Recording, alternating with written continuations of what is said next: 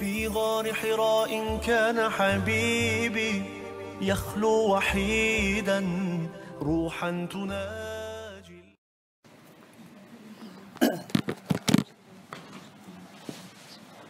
بسم الله الرحمن الرحيم. إن الحمد لله نحمده ونستعينه ونستغفره ونؤمن به ونتوكل عليه ونعوذ بالله من شرور أنفسنا ومن سيئات أعمالنا. من يهده الله فلا مضل له ومن يضلله فلا هادي له. ونشهد أن لا إله إلا الله وحده لا شريك له ونشهد أن سيدنا ونبينا ومولانا محمدا عبده ورسوله. أما بعد، فأعوذ بالله من الشيطان الرجيم. بسم الله الرحمن الرحيم. عبس وتولى أن جاءه الأعمى وما يدريك لعله يزكى أو يذكر فتنفعه الذكرى. أما من استغنى فأنت له تصدى وما عليك ألا يزكى. وأما من جاءك يسعى وهو يخشى فأنت عنه تلهى.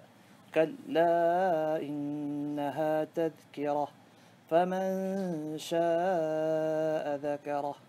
صدق Allah. My dear respected brothers, elders, respected gathering, this surah is called Surah Abasa. The word Abasa means to frown. This surah is Makkiyah, was revealed before Hijrah. And in this surah, once our beloved Nabi sallallahu alayhi wasallam was given da'wah, was inviting some of the leaders of the Quraysh, non-Muslims. He was given da'wah and inviting the non-Muslims to Islam. From amongst them was Abu Jahl, Abbas bin Abdul Muttalib, who was not Muslim at the time. Abbas radiallahu ta'ala was the uncle of Nabi sallallahu alayhi wasallam. At that time he was not a Muslim.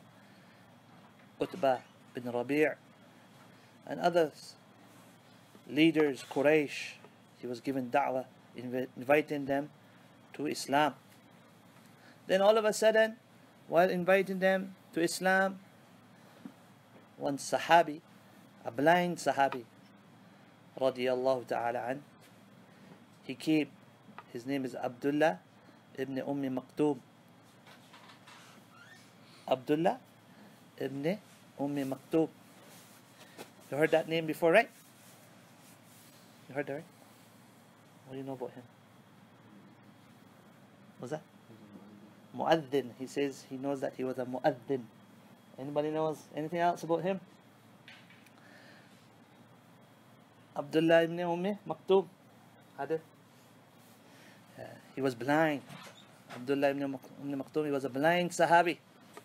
Also, he was such a great Sahabi that is recorded that approximately 13 times when Nabi sallallahu alayhi wasallam left Medina Munawwara on an expedition, etc., he made Abdullah ibn Maktoum the Amir, the governor of Medina. Imagine that. You're leaving, Nabi sallallahu alayhi wasallam leaving, and who he appoints the Amir? The Sahabi Abdullah ibn Maktoum. And also, many a time he led the Salat as well. So he was a very great Sahabi. Became Muslim in the early days. So anyway, this Sahabi came to Nabi sallallahu alayhi wasallam and said, "Oh Nabi of Allah, give me some advice. Give me some, I want some knowledge." So Nabi sallallahu alayhi wasallam is busy. He's giving da'wah. He's inviting these leaders of the Quraysh with expectation that if these people become Muslim, then they have lots of followers. Those people will follow suit and become Muslim as well. So he is engrossed in giving in da'wah. and invited them. And all of a sudden this Sahabi comes, Abdullah ibn Maktoum. So when this Sahabi comes, he's blind. That's why when someone is talking, a majlis is taking place, normally you're supposed to wait and wait till the majlis is finished, wait till he's done talking, etc. But the Sahabi was blind, and he came and he asked for some advice and asked regarding a verse of an ayah. But Nabi sallallahu alaihi wasallam did not pay him any attention. Did not pay him any attention. He kept on inviting these Quraysh, these leaders of the Quraysh, the expectation that they're going to accept Islam. So because he did not pay him any attention, and he frowned, like when someone gets a little upset, so what you did? Like he frowned? Yeah. He frowned. And he turned away. He didn't pay him any attention. So on that, Allah subhanahu wa ta'ala revealed these verses that you should not have done that. You are trying so much, you're making so much sacrifice and effort on those who have no talab, have no zeal to become Muslim. Yes, that is a work as well, that is an effort as well, that is a responsibility as well. But more priority is to be given to those who have talab, who have zeal.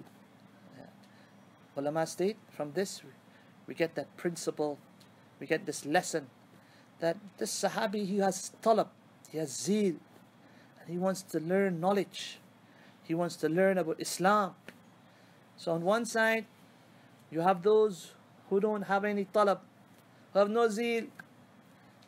They know about Islam, but they don't want to learn about it, they don't care. They know you told them already. And on one side, someone is coming who has zeal. So who do you give preference to? There's two types of people you're making effort upon. You have to make effort on both. But who is most precious? Who is most priority? Who's given most priority? You have to give da'wat. One is da'wat of Islam, and one is da'wat of Iman. You have to give both. Nabi sallallahu alayhi wasallam, he gave both da'wah. Sometimes he made effort on the non-Muslims, da'wah of Islam. And sometimes he made effort on the Muslims, da'wah of Iman. So there are two types of efforts. Da'wah of Islam and da'wah of Iman. Ulama state, but which one do you give preference to? Which one is preference? You have to do both. You have to do both. So from this surah, ulama state that look, he was making effort of da'wah of Islam. Making effort of da'wah of Islam, trying propagating the Islam, trying to get these people to become Muslim. And someone who's a believer, he comes with zeal of knowledge, he wants to know, he wants to increase his knowledge, he wants to get closer to Allah. To make effort on him is called da'wah of Iman. So Allah subhanahu wa ta'ala reprimanded Nabi sallallahu alayhi wa sallam and said that you should have given him preference. Da'wah of Iman. That's why in our life we need to make both efforts. Da'wah of Islam as well, da'wah of Iman as well. And we should always remember that da'wah of Islam, how does Islam spread? Islam doesn't just spread by your tongue, talking. No. More Islam spreads by your akhlaq, by your dealings. How do you deal with people? Your social conduct. So many stories in the Sahaba. There was one famous story it comes in Bukhari Sharif, of Thumama. The famous story of Thumama.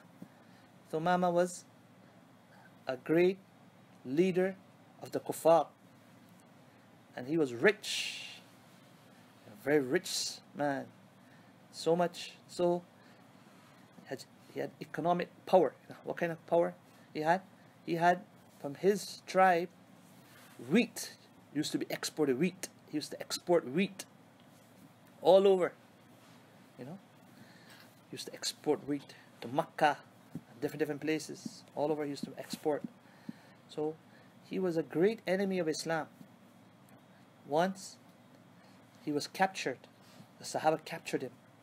And Nabi sallallahu alayhi wa sallam came for Fajr Salat.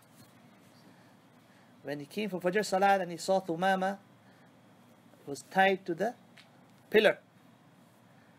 So he asks, Thumama, what's happened? What's up? You know? What do you have to say, Thumama? This is you, Thumama? Nabi sallallahu alayhi wa sallam, when he came for Fajr, he saw Thumama tied. So he said to Thumama, what do you have to say? So Thumama, he said, if you want to kill me in a very strong voice, because he just got captured. If you want to kill me. And if you want a ransom, if you want money, I'll give it to you. And if you want to let me go, let me go. Up to you what you want to do. So Nabi sallallahu alayhi wa sallam, he just listened. And that was it. He didn't answer back. He told the Sahaba, treat him well. Treat him well. They give him nice food, nice drink. MashaAllah, treat him. And the whole day, all he's seeing is the akhlaq and the character of the Sahaba, the dealings of the Sahaba. He's in the masjid tie up. They didn't tie him up in the prison. Where did they tie him up? They tie him up in the masjid. So they tie him up in the masjid. And the whole day, what he's seeing? He's just seeing the akhlaq of the Sahaba. He's seeing how Nabi sallallahu alayhi wa sallam is dealing with Sahaba, the teachings. All of these things he's seeing. So, the second day now, when he comes for Fajr, again Nabi sallallahu alayhi wa sallam comes for Fajr again. He's coming for every salah, but the Fajr time he comes, he asks him the question again. What do you have to say, Thumama? Anything to say? So this time, Thumama's tone got a little softer. Yesterday was a little aggressive. Today he got a little soft. He said, if you want to kill me, you can kill me. And if you want a ransom, I'll give you a ransom. And if you let me go, I'll appreciate it. Up to you what you want to do. So Nabi sallallahu alayhi wa sallam didn't answer again. No answer. Again. Told the Sahaba, treat him well, feed him well, everything. Whole day again, just seeing the akhlaq, seeing the dealings, seeing the Sahaba, seeing the environment of the masjid. So this is the dawah of Islam. Seeing the akhlaq, seeing the character, seeing everything. On the third day, again, Nabi sallallahu alayhi wa sallam asked the question again. What do you have to say, Thumama? Anything to say? So this day you get like a real little boy. Get soft. Boys get real soft. He says, if you want to kill me, you can kill me. And if you want ransom, I can give you a ransom. And if you want to let me go, you let me go. Up to you. Get soft. So Nabi sallallahu alayhi wa sallam told the Sahaba, let him go. So the Sahaba get so surprised. Subhanallah, you know who's this? You let him go? You know who you let him go here? You know who's this? This is your enemy. This is the enemy out to kill you. You let him go, this guy? Nabi said, yeah, let him go. Let him go. So where did Thumama go after that? That's the question. He goes out. Nearby, there's some water from the well. He takes a bath, comes back in the masjid and says, Ashhadu an la ilaha illallah wa ashhadu annaka Muhammadan Rasulullah. I testify that there's only one Allah, and I testify that you, annaka, ashhadu annaka, I testify that you is Muhammad, the Rasul of Allah, the Messenger of Allah. So the akhlaq, the character. So we should have this character in our life as well. Every dealings we do. Somebody come to your shop and they're selling for $10 and they give you $10. You give back the receipt. They give back a dollar back or $2 back. I said, wait, it wasn't $10. Yeah, it was $10. I just give you a little discount. Whoa, subhanallah, you know, that's our dealings. You give them a little gift. We won't lose out. Barakah. Allah will give barakah. This is our akhlaq we should show, Islam. So Allah subhanahu wa ta'ala says, Abasa wa tawalla. He frowned referring to Nabi sallallahu alayhi wa sallam. وَتَوَلَّى, and he turned away. أَنْ جَاءَهُ الْأَعْمَى, because A'ma, the blind man, referring to Abdullah ibn Maktoum, came to him.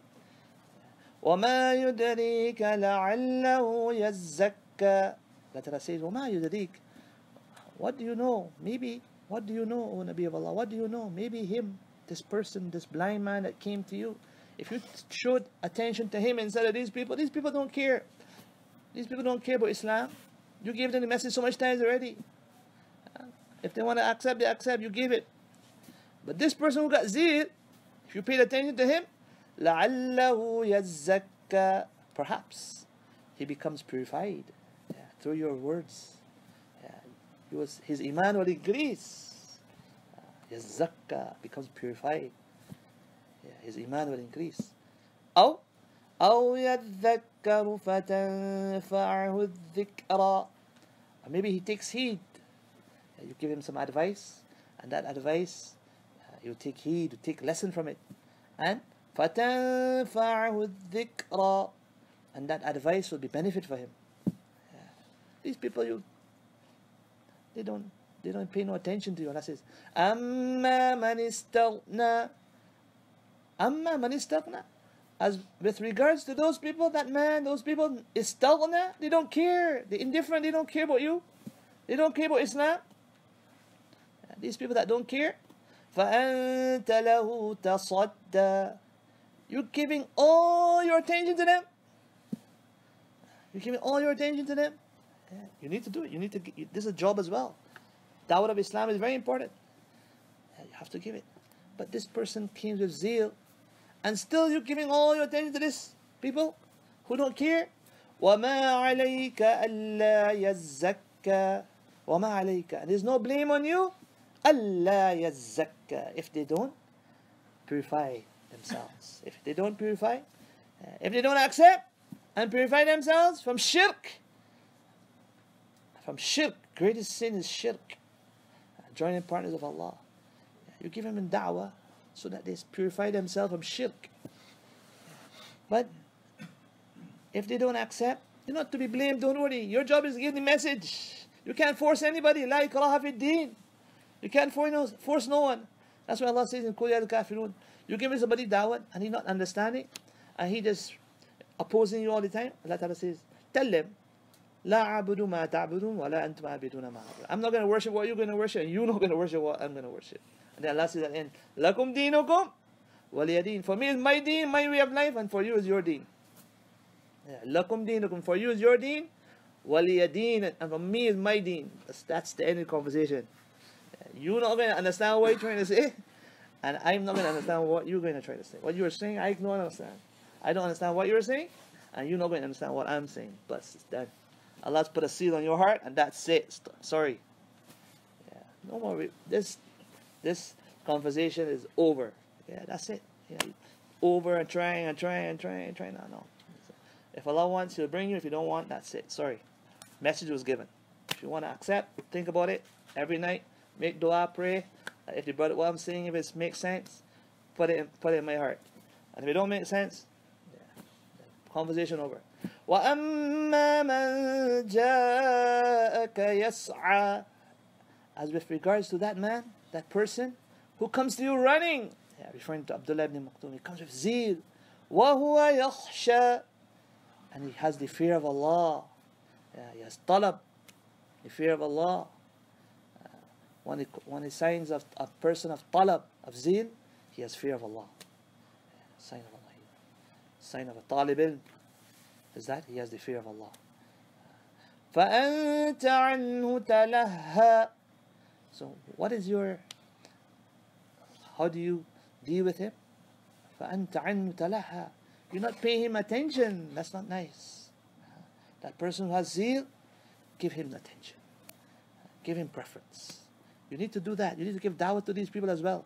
But when you see somebody else coming with talab, zeal, wants to learn the deen, give him preference. Give him attention. كَلَّا إِنَّهَا تَذْكِرَةٌ. Allah says, كَلَّا. Never make that mistake again. إِنَّهَا تَذْكِرَةٌ. This is a tadhkirah. This is advice. فَمَنْ شَاءَ ذَكَرَ. Whoever wishes, ذَكَرَ, should take heed and should remember this advice. Allah says, you should remember this advice. This is advice, and this advice you should always try to remember. May Allah subhanahu wa ta'ala give us all the tawfiq. So in here, my dear brothers, Allah subhanahu wa ta'ala gives us the principle, give us a great lesson which we should always try to remember. We should mention at the beginning, there's something called Dawah of Islam, and there's something called Dawah of Iman. Nabi sallallahu alayhi wa sallam made lots of effort on Sahaba as well. We should try our best to make effort on ourselves as well, on our family as well. Making effort of Dawah of Iman on our family members as well. You know, Nabi sallallahu alayhi wa sallam once sent one Sahabi, Ya Bunayya, he says, oh, beloved son, إذا سألت فاسأل الله. Whenever you need to ask for anything, ask from Allah. وإذا استعنت فاستعن بالله. When you need any help, ask Allah. We need to teach this our children as well. When we speak to our children, who brought this for you? Who gave this to you? Allah gave it to you. Allah is the doer. Allah is the sustainer. Speak about Allah. Allah gave you the food. Allah gave you the drink. Allah gave you these clothes. This bicycle, who brought the bicycle? Allah gave you the bicycle. Allah gives. Allah. Speak it. We need to speak about this. We need to train them. You know, the others will say, Daddy gave me the bicycle. Daddy brought the food. Daddy this, Daddy that. You know. So who becomes the Rabb? Dad becomes the Rabb. Dad, no. So no, Dad didn't give you the bicycle. Allah gave you the bicycle. Allah gave you it. Allah gave you the water. Allah gave you the watch. Allah just using me? I'm nothing. Really and truly, Allah gave it to you, son. Allah gave it to you. Allah is the door. I am nothing. If I'm here or not here, still Allah will provide you. When I die, I might die today, might die tomorrow. But don't worry, because it's not me who provides for you. It's Allah who provides for you. We have to talk about these things. We have to encourage. This is called imaniyat. Speak about imaniyat amongst our children, amongst our family, amongst our wife, amongst our parents. Imaniyat is very important. Imaniyat, so the more stronger your iman is, the more stronger your ikhlas is. The more iman is strong, ikhlas is strong. One Sahabi came to Nabi sallallahu alayhi wa sallam and said, Mal iman? What is iman? One word, Nabi sallallahu alayhi wa sallam said, iman is ikhlas. So that's why let us all try our best. MashaAllah, we have a Jamaat coming in. MashaAllah, ladies Jamaat from Grenada. Men of the Grenada. Men and women coming from Grenada on the 14th of this month, which is Monday. Not this tomorrow, but the next Monday. They're coming for 10 days. So how can our homes be utilized? You know, when the Jamaat stays at our home, and they do amals, and they do dhikr, they do tilawat, ta'aleem takes place, all these different amals, it's a light, it's a nur. So in our homes, whatever darkness, in whatever form, evil, every evil is a darkness. So whatever darkness there is, in any and every form, through the amals, you will see that darkness goes away. So let's all try our best to, tomorrow, on Tuesdays, mashallah, we have our weekly mashwara on Tuesdays. Let us all try our best. That before Tuesday, speak to our wives, speak to our mothers, speak to our daughters, that Jamaat is coming. What do you think if the Jamaat stays at our home? MashaAllah, we have great benefit. Great benefit. They might say, oh, this, got that. What about this going to happen? This, okay, no problem. I'll help you. I'll sort this out. I'll try to get this done for you. I'll try to get this. Inshallah, this will be okay. Try to encourage them and make it a reality that it comes by our home.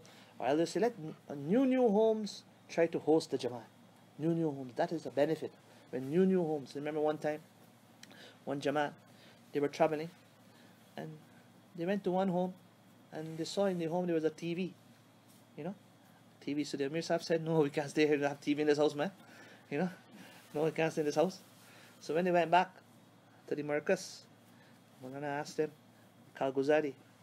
So he says, Amir, one of them objected and said, Maulana Amir Sahib, our Amir, one of the homes he rejected because there was a TV in the house. So Maulana said to him, that was the house you're supposed to go to. That was the home you're supposed to go to, the one that had the TV. That's the one you're supposed to go to, not the one you're supposed to not to go to. That was the main one. You know? Why you stay away from there for? You're supposed to go there. Yeah, so those new homes, try new homes and make it easy for them and make it simple for them. That's where others say when the Jamaat goes, that there's no, you don't let the host cook. They don't have to cook at all. The 2 days that they're going to stay, no cooking. The Jamaat will cook. Yeah, make it feel so easy that the next time the Jamaat come, they say, yeah, we should have Jamaat come on house here. Holiday, you know. So that's why let's all try our best, you know, encourage our wives, our mothers, our sisters, daughter. May Allah subhanahu wa ta'ala give us all. Subhanahu.